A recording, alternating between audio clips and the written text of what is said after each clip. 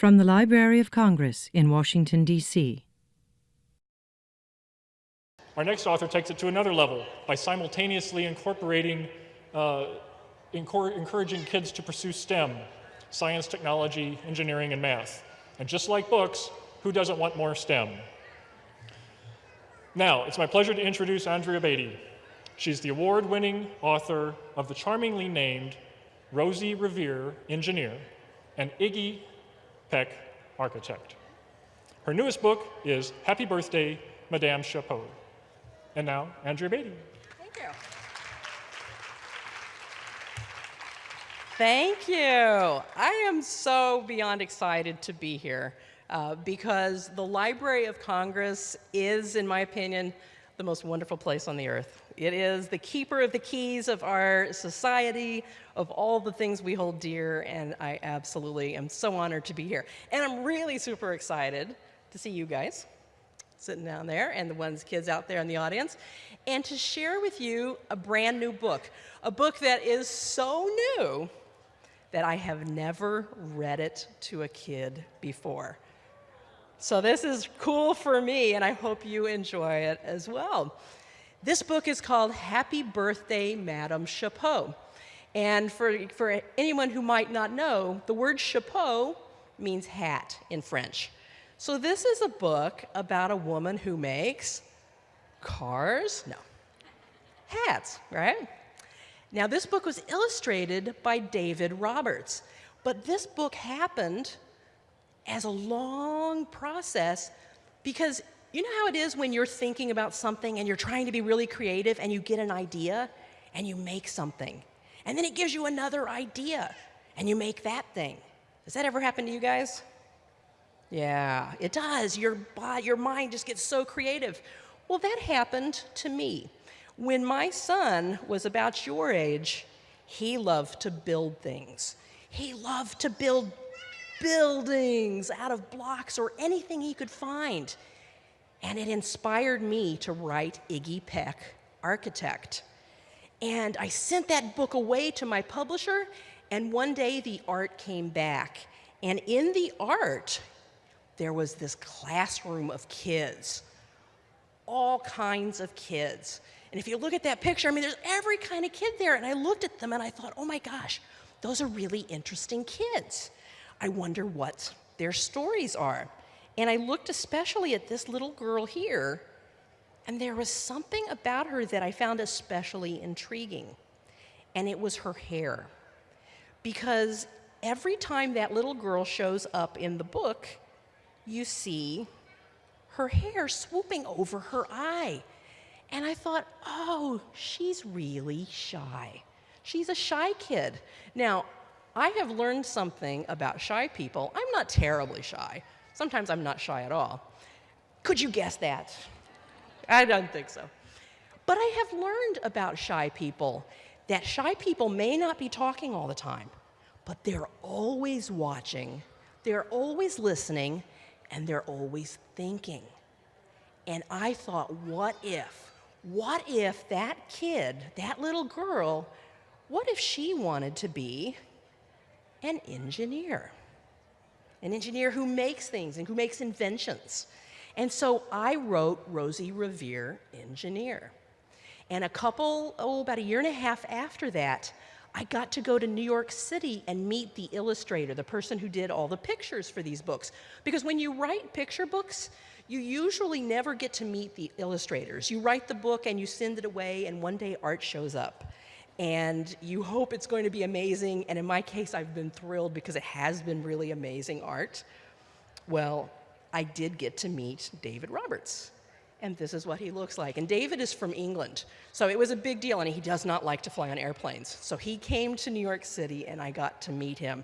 And we sat together for hours and hours and hours, and he told me sort of his life story, and I told him my life story. And he told me that he studied fashion illustration in college in England. So he learned how to do beautiful gowns and how to design clothing, which shows in Iggy Peck, Architect, and Rosie Revere, Engineer, those stylish, stylish people. Way more styling than I will ever be, for sure. But he also told me that he had been a milliner. He was a hat maker in Hong Kong. And when he said that, I said, ding, I have an idea. And so I wrote a book for David Roberts. And I packed it up in a hat box, and I sent it to my editor in New York, who loved it. And she packed it right back in the hat box and sent it all the way to England to David, who had since gone back home. And it became, well, here's a picture of us. It became Happy Birthday, Madame Chapeau. I have to show you this picture because this picture cracks me up. And parents who are familiar with Bugs Bunny will look at this. This reminds me of that episode on Bugs Bunny where he's like, I will have a friend and his name will be George and I will love him and hug him. And David looks terrified. He should be, but I'm happy. He looks like he's just trying to run away there, but he's a very, very nice man.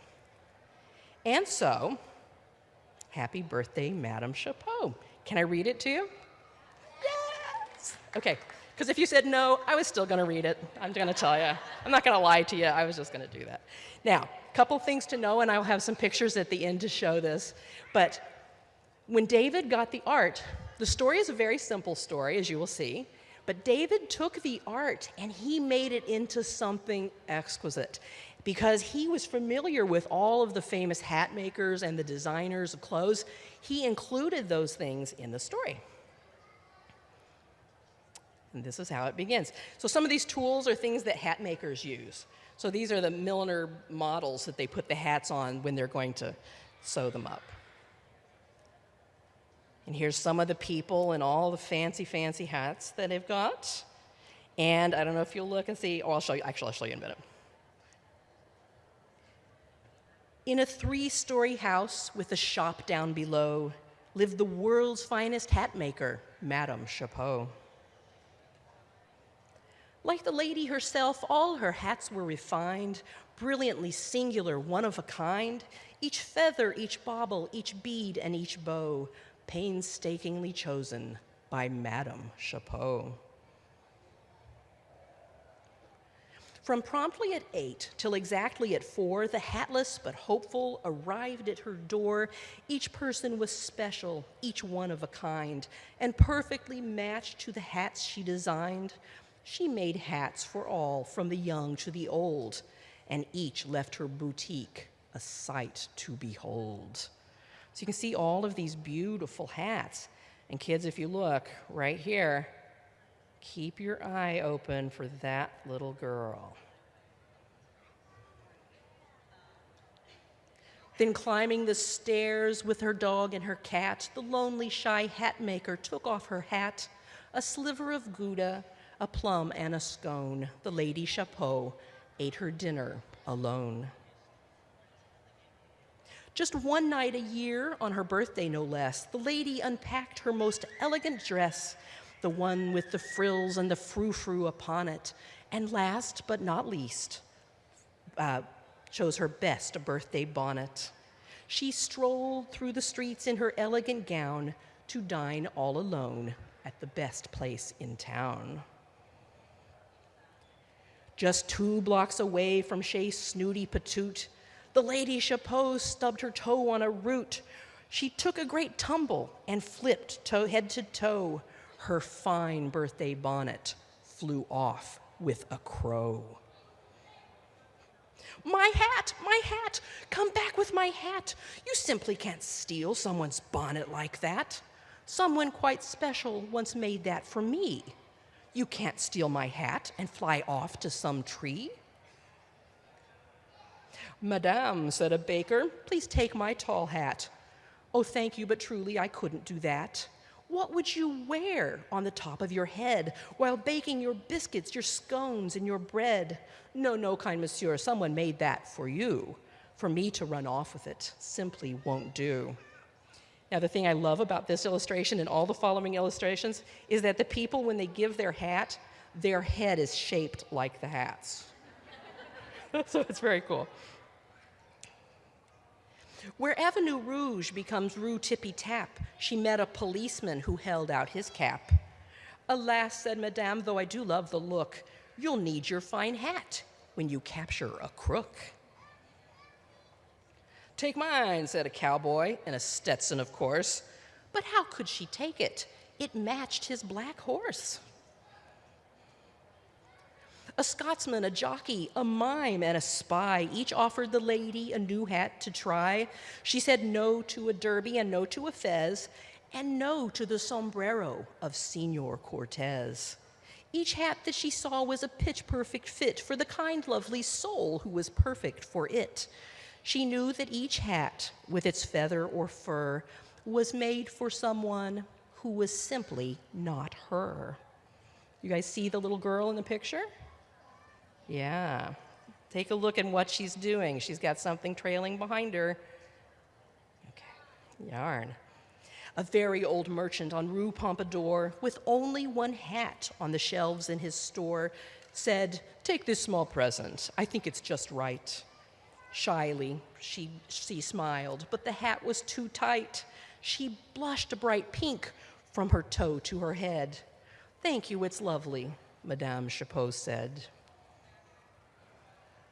She walked through the town on a long, winding route that came to the end at Chez Snooty Patoot.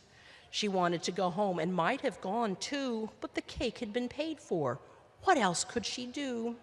She sat down at last, feeling hatless and blue. The restaurant was crowded and fussy and loud. The fancy pants waiters brought dishes and bowed. The plates were a picture, the souffle a sight. The hatless hat maker could not touch a bite. She sat on her elegant table and sighed. She looked out the window and quite nearly cried. "Excuse me, madame," said a girl dressed in plaid. "I made you a gift from some yarn that I had. I made it myself, and I just want to say, I hope you enjoy it, and happy birthday." You see the girl? Yeah, she has a gift. The girl held a brightly knit cap in her hand with thin purple stripes and a wide orange band. Its ear flaps were yellow, its pom-pom was green. A freakier headpiece had never been seen. "It looks rather odd," said the lady Chapeau. "This hat has no baubles, no beads, or no bow. But it's stretchy, it's cozy, it's easy to squish. It's knitted with love and your best birthday wish." How wonderfully perfect. The right hat for me. A true birthday bonnet. I'm sure you'll agree. I thank you so much, and I thank all of you. So join me for dinner and chocolate cake, too.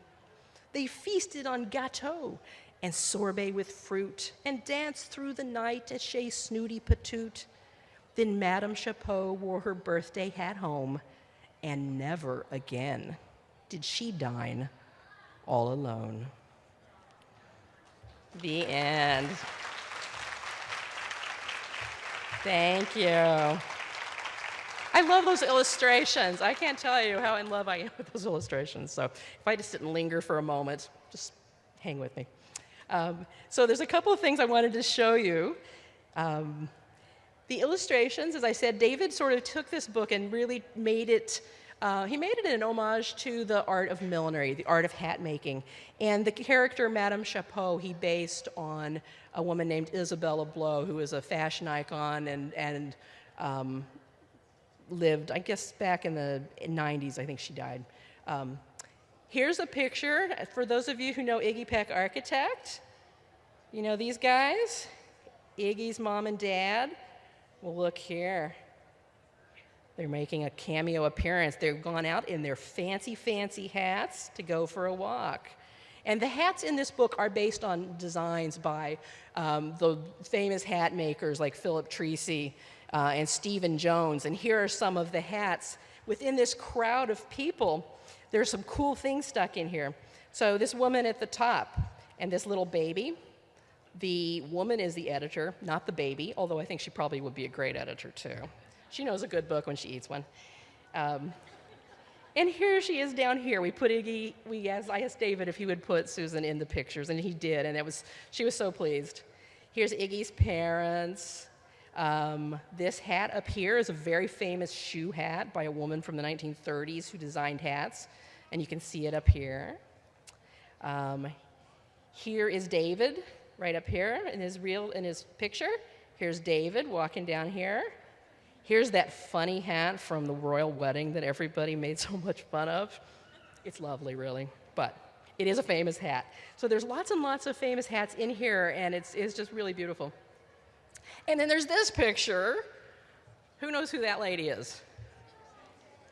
It's me. Yeah, it's me. I've never looked so good while eating a donut.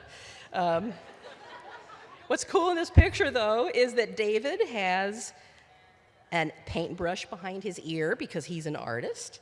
And over here, he gave me an ink pen because I'm a writer.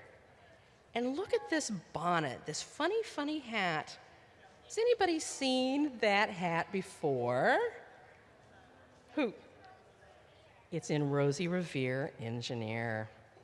Yeah, it's the hat she makes for her uncle to keep away the snakes. So I don't know. Do we have time we could read Rosie Revere? Would you guys like that? Good, because again, I was going to read it, so.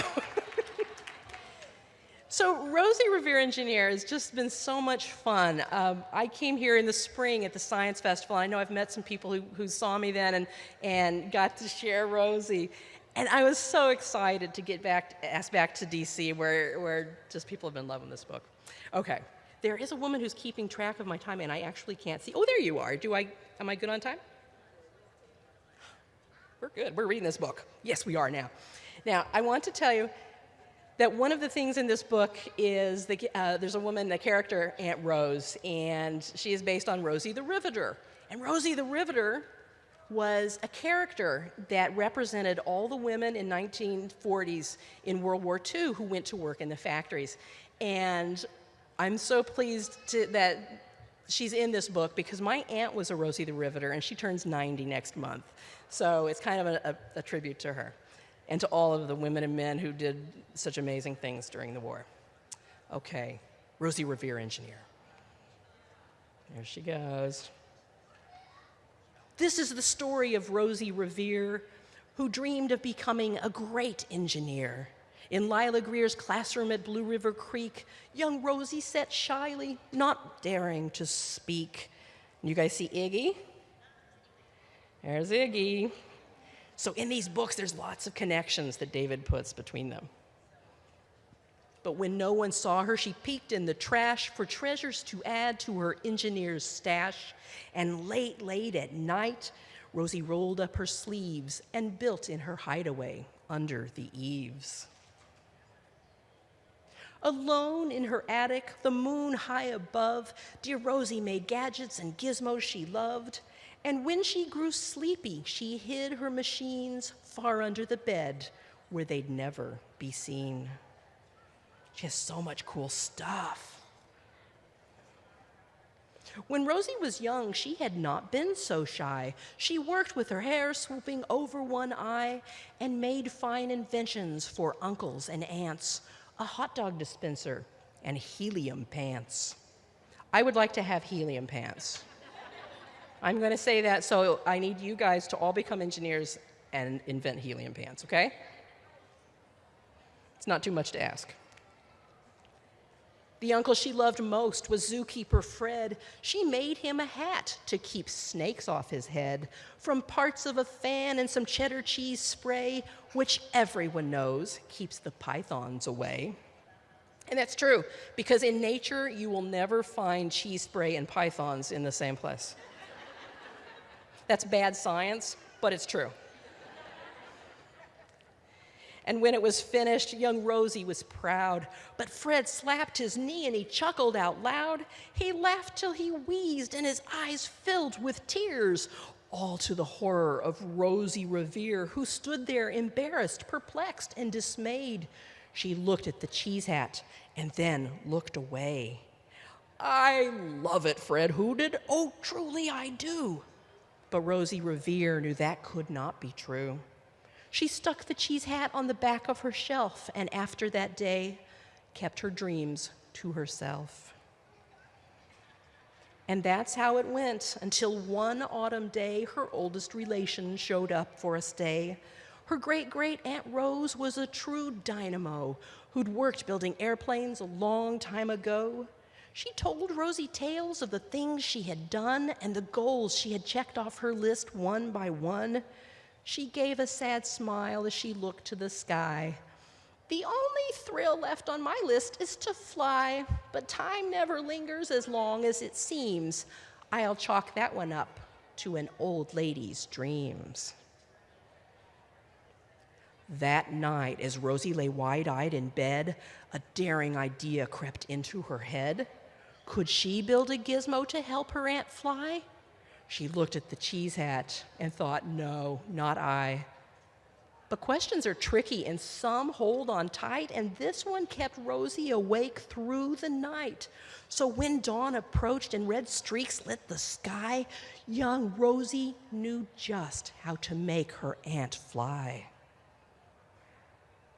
She worked and she worked till the day was half gone, then hauled her cheese copter out onto the lawn to give her invention a test just to see the ridiculous flop it might turn out to be.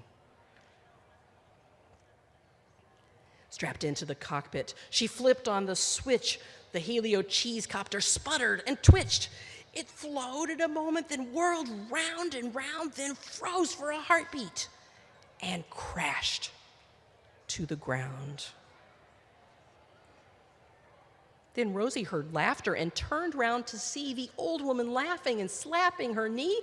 She laughed till she wheezed and her eyes filled with tears, all to the horror of Rosie Revere, who thought, oh no, never, not ever again will I try to build something to sputter or spin or build with a lever, a switch, or a gear. And never will I be a great engineer. She turned round to leave, but then great-great-Aunt Rose grabbed hold of young Rosie and pulled her in close and hugged her and kissed her and started to cry. You did it! Hooray! It's the perfect first try. This great flop is over. It's time for the next. Young Rosie was baffled, embarrassed, perplexed. I failed, said dear Rosie. It's just made of trash. Didn't you see it? The cheese copter crashed. Yes, said her great aunt, it crashed, that is true, but first it did just what it needed to do. Before it crashed, Rosie, before that, it flew.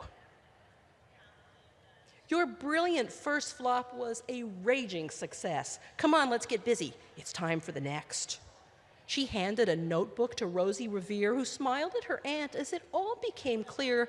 Life might have its failures, but this was not it. The only true failure can come if you quit. They worked till the sun sneaked away to its bed. Aunt Rose tied her headscarf around Rosie's head and sent her to sleep with a smile ear to ear to dream the bold dreams of a great engineer. At Blue River Creek, all the kids in grade 2 build gizmos and gadgets and doohickeys too. With each perfect failure, they all stand and cheer, but none quite so proudly as Rosie Revere. And there goes Great Aunt Rose, the end. Thank you. Do we have time for questions? Okay, so we have a few minutes, and so we can have some questions if you guys have questions. Yes.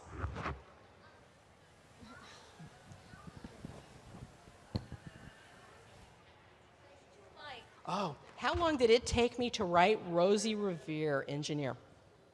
It took me about 2 months because I couldn't figure out what to do. I didn't know what the story was going to be. I knew who I wanted to write about, but I didn't know what was going to happen.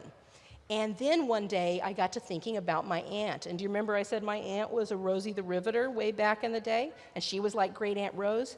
And as soon as I knew that, I thought, oh, she's going to want to fly. And so that's when I figured it out. And once I figured that, it was boom, like smoke coming off my keyboards. It was super cool. We have a mic. Yeah, who else has a question? Okay.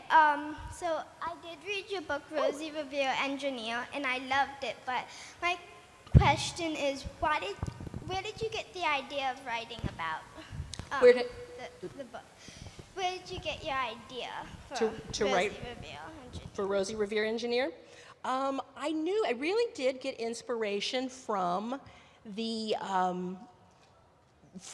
picture of those kids in the classroom. Because when I look out and I see you guys, I think, oh my gosh, every kid, and adults too, but every kid has so many cool ideas, and they have things they're really good at, and sometimes you don't even know you're good at it yet, but you want to try and explore things.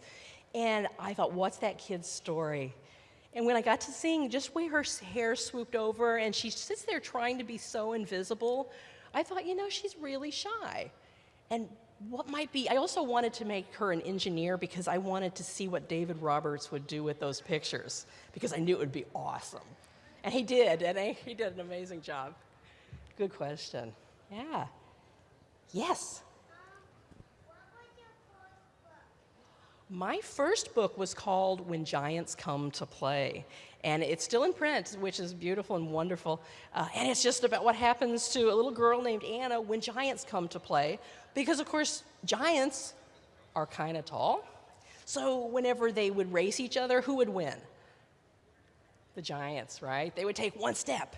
So I wanted to explore the idea of what would happen with different sized people, and it's kind of a small poem, and it's a funny book. Good questions. Yes.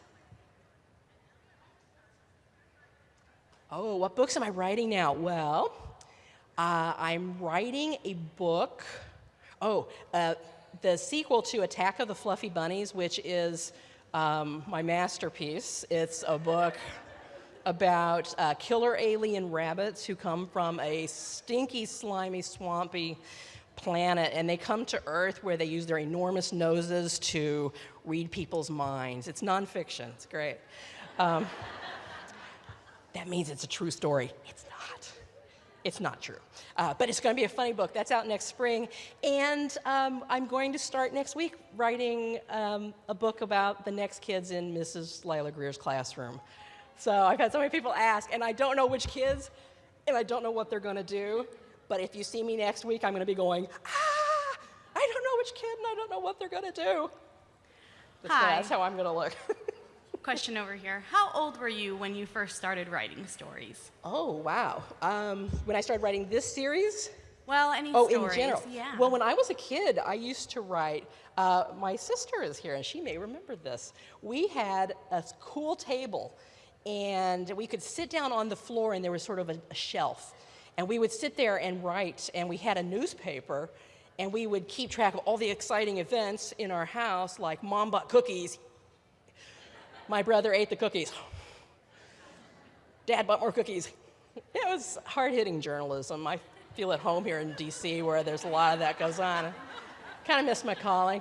I did meet Cokie Robertson. I was excited to tell her that, and I didn't, so maybe if she's here, I don't know. Anyway, so that was a kid, and that was young. But I didn't want to be a writer when I grew up. I wanted to be a scientist and an ice skater and about a million things. And I became a scientist, actually. I studied biology and computer science in college and ended up then starting to write and got ideas, and then it happened. And here I am at the National Book Festival. I don't know. It's a crazy journey.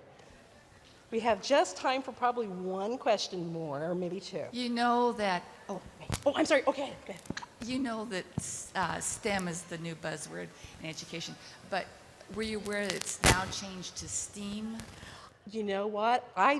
So STEM is science, technology, engineering, and math. And a lot of people say STEAM by putting art in there. And I absolutely agree with that idea that there's no difference to me in the process between doing science and doing art. The process that I go through when I would do an experiment as a scientist is exactly the process I have when I write a novel, figuring out what the problem is, and then exploring it and coming up with ideas. My fear is there's been an awful lot of stationery already purchased, so that I don't know how effective it's going to be to make people switch that, but I absolutely think there should be no separation. I don't understand that desire to separate science and technology and art and from engineering and math. Okay, we have time for one more question. Yes.